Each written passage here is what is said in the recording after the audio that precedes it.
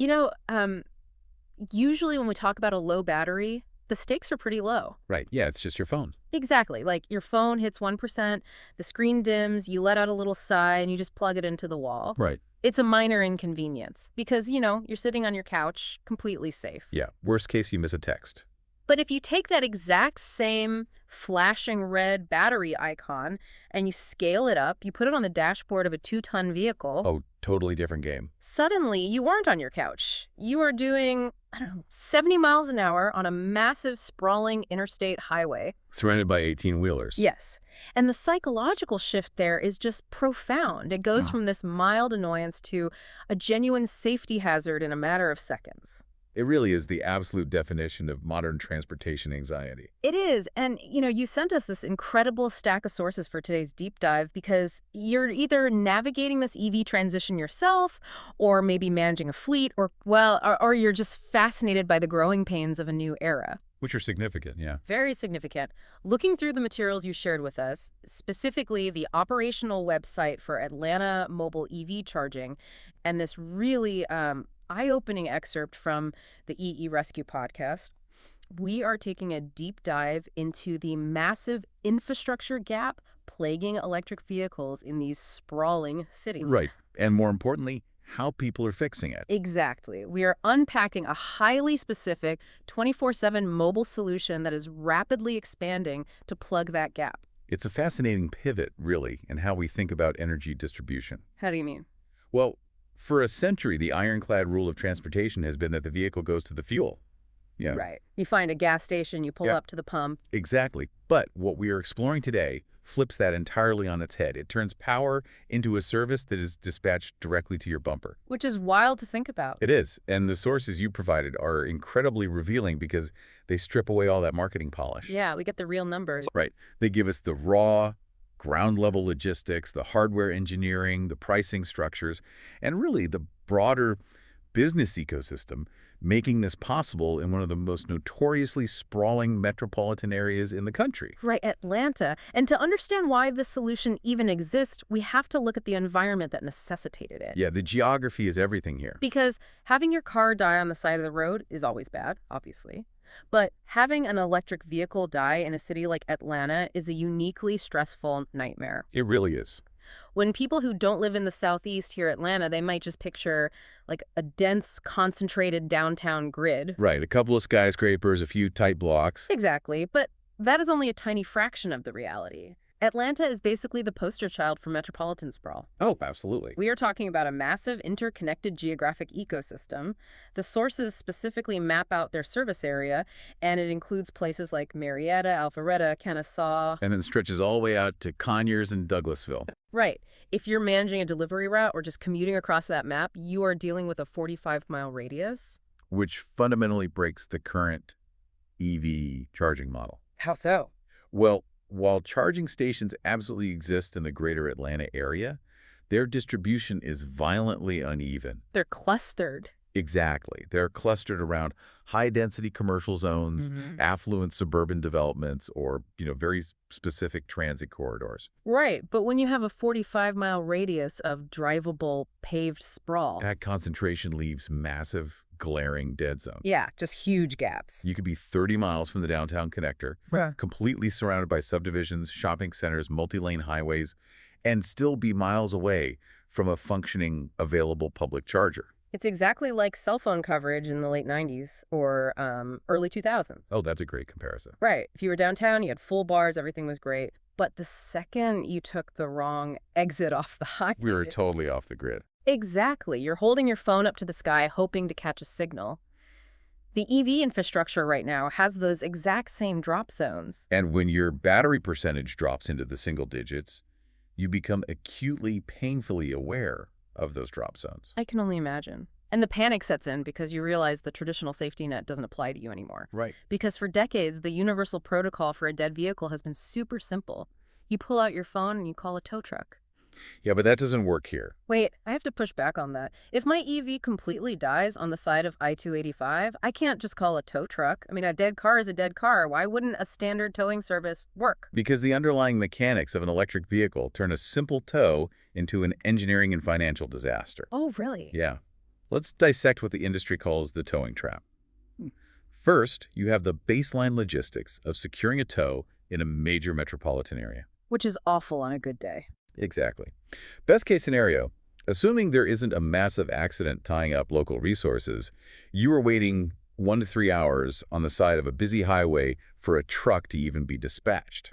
Just to navigate Atlanta traffic to reach you. Right. Sitting in a dark, unpowered car on the shoulder of a highway for 3 hours while semi-trucks blow past you at 70 miles an hour is terrifying. It's an active hazard. Yeah. It's incredibly dangerous. Yeah. Then you have the financial hit.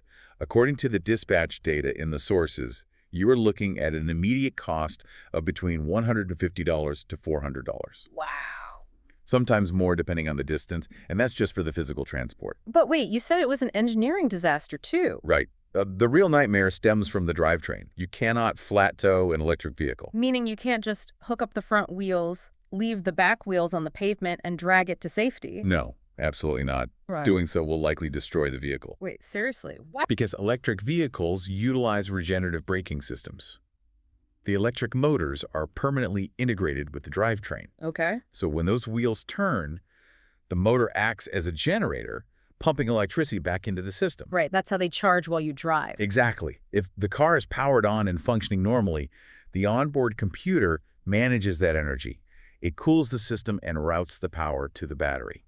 But if the car is dead? If the car is dead and you drag it down the highway, those wheels are forcibly spinning the motors. Creating a massive amount of uncontrolled electricity. Yes, and heat, with zero cooling systems running to manage it. Oh, that sounds bad. It essentially fries the electronics. It can cause catastrophic damage to the battery pack, completely voiding the manufacturer's warranty. So because of this, an EV must be dragged completely off the ground onto a flatbed truck. Exactly. Which requires putting the car in neutral, which you often can't even do if the main battery and the 12-volt system are completely dead. Right. The electronic parking brake might be locked tight. So the tow operator has to use those specialized skates. Yeah. Physically dragging a heavy immobilized asset onto the incline of the flatbed is a high-risk operation. And let's assume they execute this perfectly without damaging your $60,000 vehicle. Where are they actually taking you?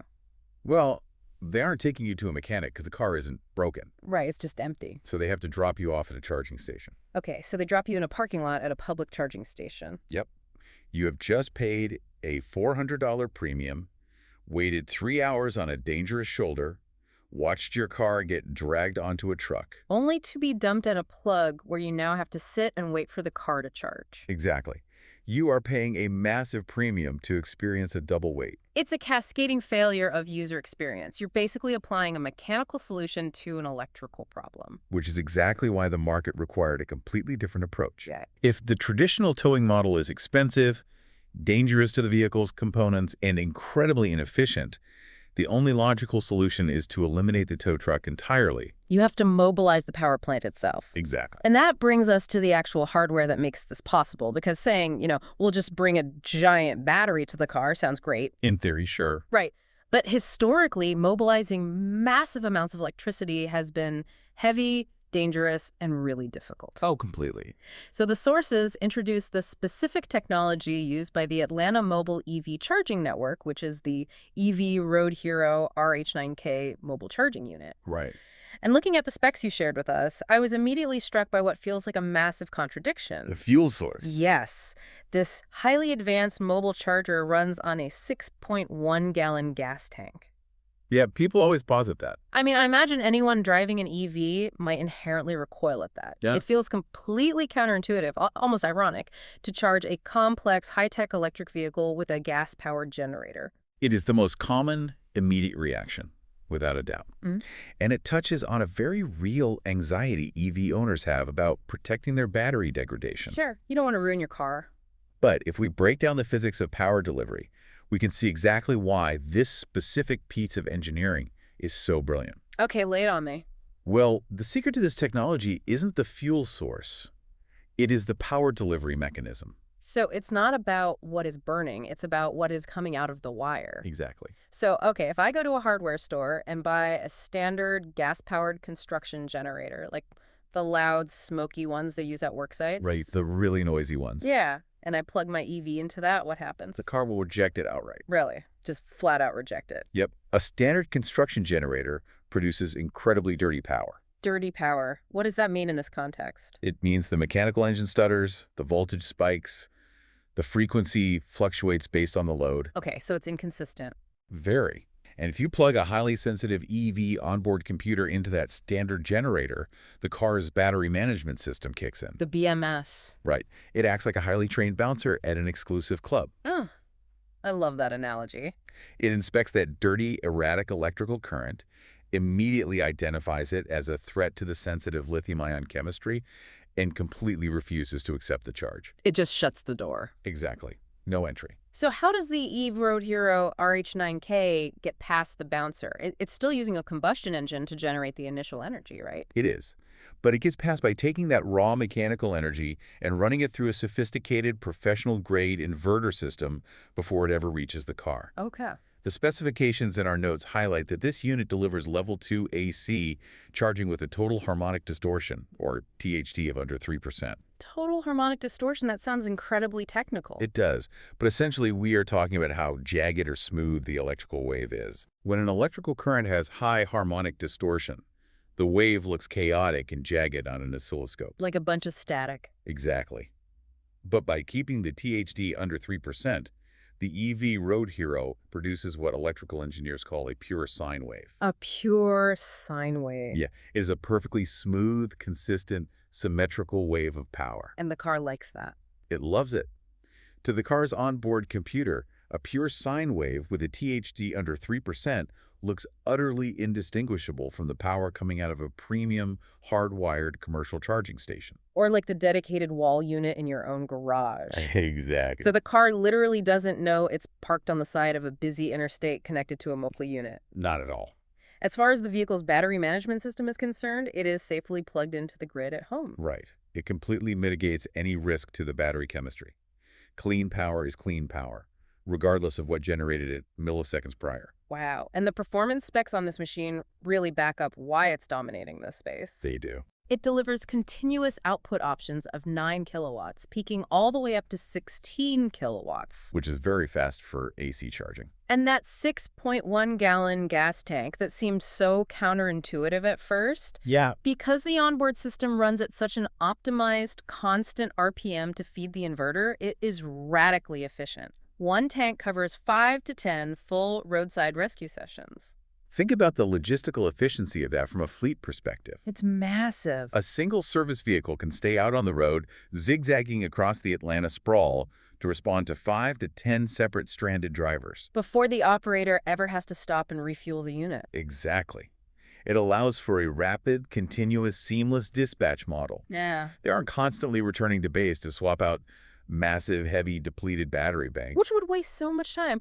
We also have to address the noise profile, though. Oh, yes. Because when you hear gas tower generator, the mental image is a roaring engine shaking the pavement, making it impossible to hear yourself think. Right, but you're shouting over the noise. But the podcast transcript explicitly notes that the noise level of the RH9K is only 64 decibels at a distance of 23 feet. Which totally shatters the illusion of a chaotic, smoky roadside rescue. 64 decibels, that's roughly the ambient volume of a normal, relaxed conversation in a restaurant. Right? Yeah, exactly. You aren't standing on the shoulder of the interstate shouting over a roaring engine while cars fly by. It's civilized. It's calm. And from a compatibility standpoint, the sources detail that the unit comes standard with a 25-foot cord, a J1772 connector, and a direct Tesla adapter. Meaning they cover virtually the entire automotive market. Tesla, Rivian, Lucid, Ford Lightnings, BMWs, Toyotas. They can interface with anything. And the length of the cord, that 25 feet, is a subtle but crucial logistical detail. Really? Why is the length so important? Well, if you are stranded, you rarely glide to a perfect stop in a well-lit parking space. That's true. You're usually panicking and just pulling over wherever you can. Right. You might be pulled over at an awkward angle, nose deep into a grassy ditch, or parallel parked tight against a concrete highway barrier. Okay, I see. The mobile operator doesn't need to perfectly align their service truck with your car's specific charge port. They simply park at a safe distance, run the heavy-duty cord, and initiate the flow of pure sine wave power. That makes total sense. So we've established the engineering is sound. It is. The tech is safe, it's remarkably quiet, and it physically works. But brilliant engineering doesn't matter if the service bankrupts the driver or takes too long. That's the real test. Right. If traditional towing costs upwards of $400, how does dispatching a mobile power plant compete with that? It competes very well, actually. Let's put you, the listener, in the driver's seat. It's 2 a.m., you're on the side of the road, your dashboard is dark. How does this rescue actually play out economically and experientially? Well, the timeline is the first major differentiator. This is built as a 24/7 emergency service. Well, they're always awake. Always. The moment you realize you're stranded, you pull out your smartphone. You can submit an immediate request online through their digital portal, or you can call their local dispatch number. Which the sources note is based right out of Conyers. Right. And the sources highlight an operational metric that I found absolutely staggering.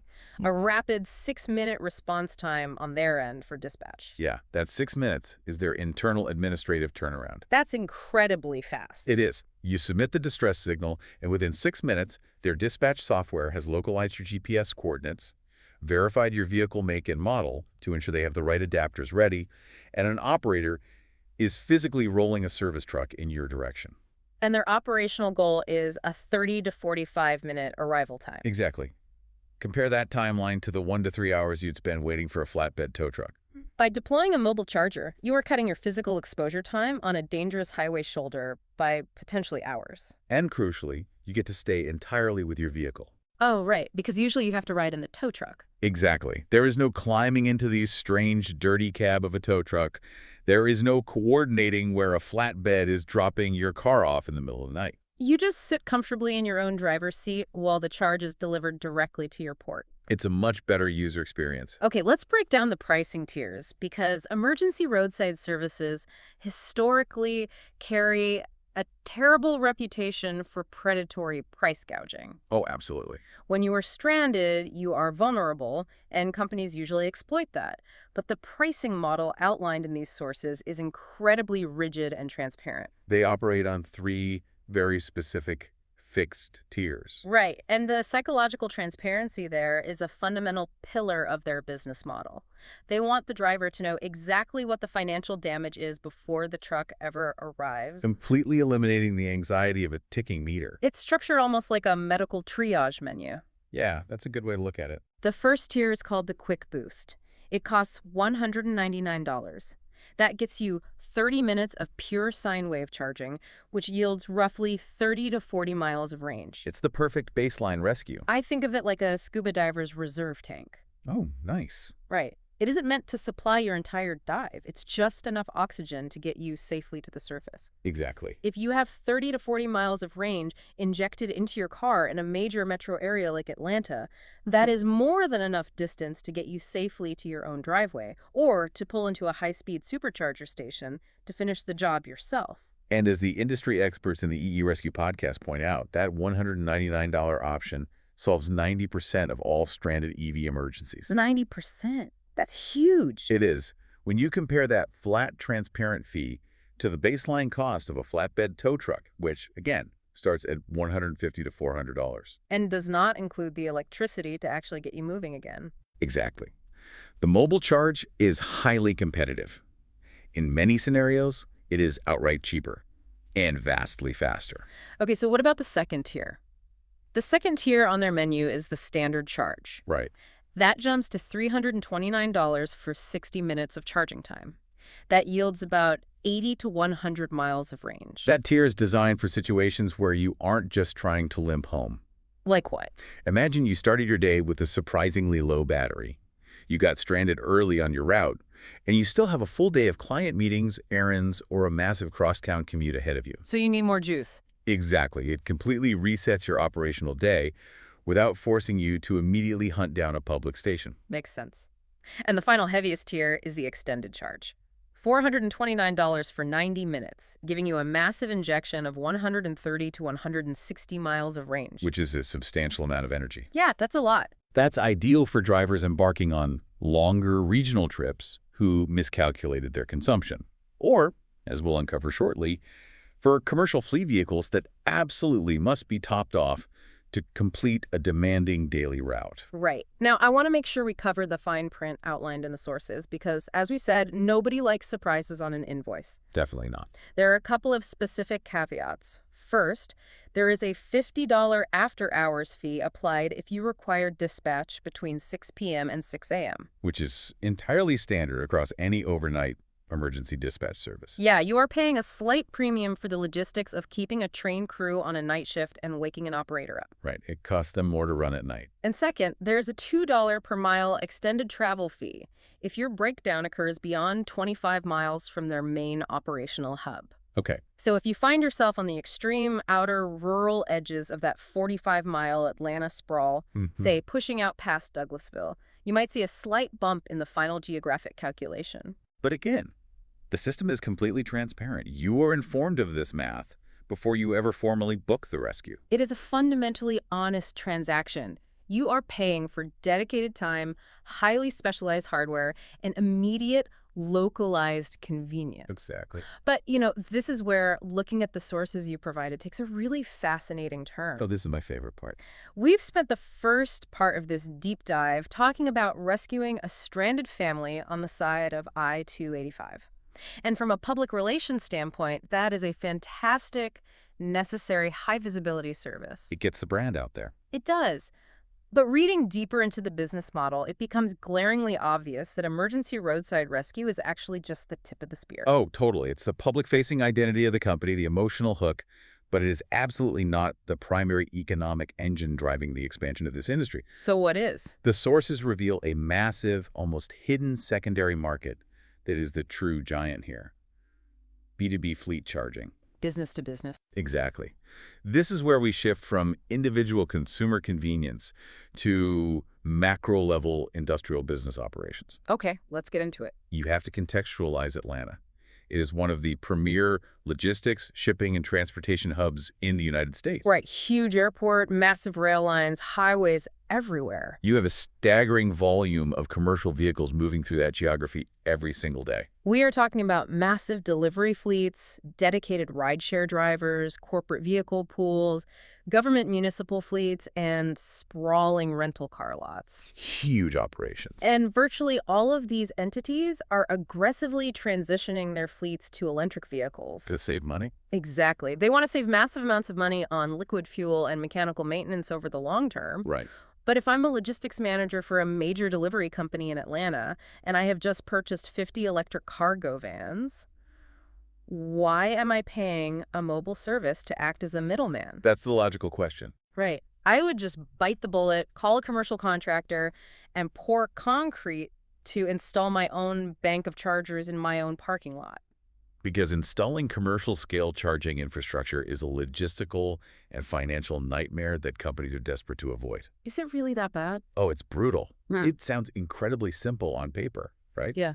Just trench some lines and put some plugs in the asphalt. Yeah, that's what I would assume. In reality, you are initiating a massive, highly complex, multi-layered construction and engineering project. Okay, walk me through it. Well, if you have 50 delivery vans plugging in at the exact same time overnight, you can't just plug them into standard wall outlets. Right, the power draw would be astronomical. Exactly. You are drawing the equivalent electrical load of an entire small residential neighborhood. Wow.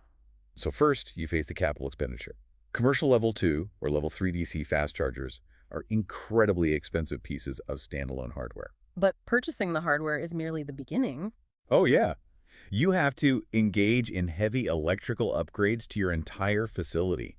You will likely need entirely new industrial-grade transformers installed. Which means you are at the mercy of the local utility company. Yes.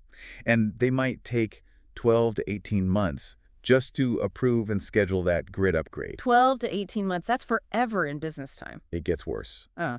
Then you face the municipal permitting process, zoning laws, and environmental impact studies, which add months of administrative delays. Okay, this is sounding like a nightmare. Once approved, you have to physically trench through your existing operational concrete parking lot to lay miles of heavy electrical conduit. Which actively disrupts your daily business operations.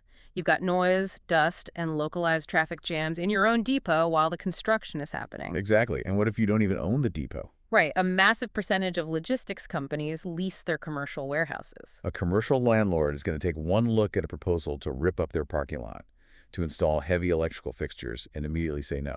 And even if they say yes, if my company outgrows that warehouse in 3 years and we move across town, I can't dig up the concrete and take those expensive holes in the ground with me. No, you can't. I lose every single dollar of that sunk infrastructure cost. And that is the crucial defining point. Fixed infrastructure violently locks a business into a specific geographic location.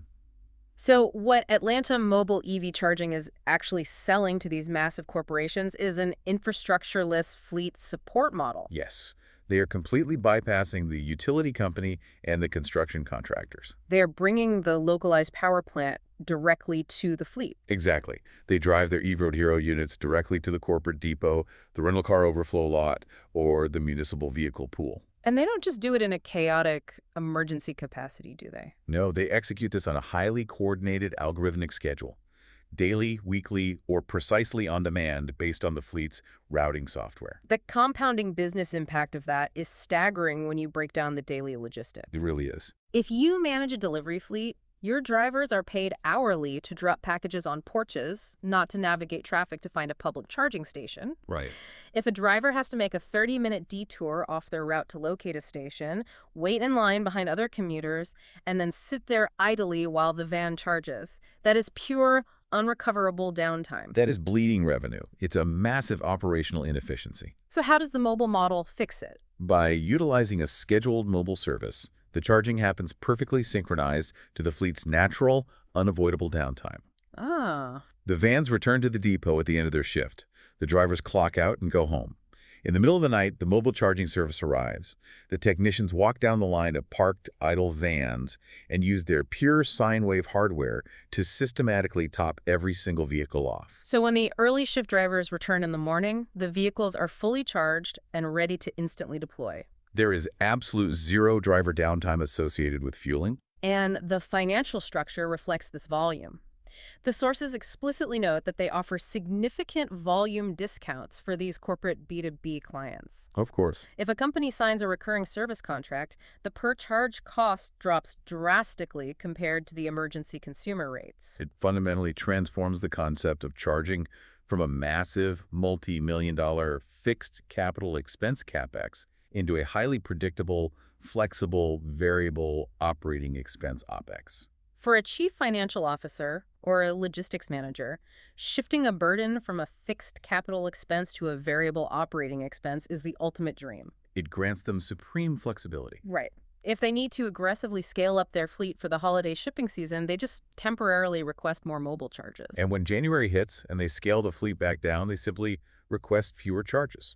They aren't stuck paying off loans on idle, depreciating infrastructure sitting in an empty parking lot. Exactly. This completely reframes how I view these mobile vans driving around Atlanta. They aren't just emergency ambulances for stranded cars. They are nimble, decentralized, mobile utility companies. They really are. But executing that vision requires incredible operational bandwidth. I would think so. To handle erratic, 24/7 consumer dispatch across a 45-mile radius while simultaneously servicing massive scheduled corporate fleet contracts on a nightly basis. A single, independent, local startup would likely buckle under the sheer logistical weight of that dual mandate. Operating a logistics-heavy service business from scratch is incredibly difficult. You'd have to custom build the dispatch routing software, Manage complex digital marketing campaigns to acquire stranded customers, source and maintain the specialized inverter hardware. and physically hire and manage the technicians driving the trucks. Which brings us to the final and perhaps most structurally fascinating piece of this puzzle outlined in our sources. The network itself. Exactly. We are looking at a highly evolved hybrid business model. It's a network ecosystem that seamlessly blends hyperlocal geographic expertise with a massive national backbone. Let's break down the vendor relationship described in the materials. Okay. The sources reveal that the entity actually driving the trucks, navigating the local traffic, and physically plugging in the cars in Georgia isn't some faceless, disconnected national corporation headquartered in another time zone. No. It is a dedicated local company formally registered as electric vehicle serviceability. Right, they are the literal boots on the ground. They operate locally under the consumer-facing brand Atlanta Mobile EV Charging. And because they are local, they intuitively know the area. They know the notorious gridlock traffic patterns on the downtown connector at rush hour. They know the fastest obscure back roads to get a truck from Buckhead to Lithonia when the interstate is shut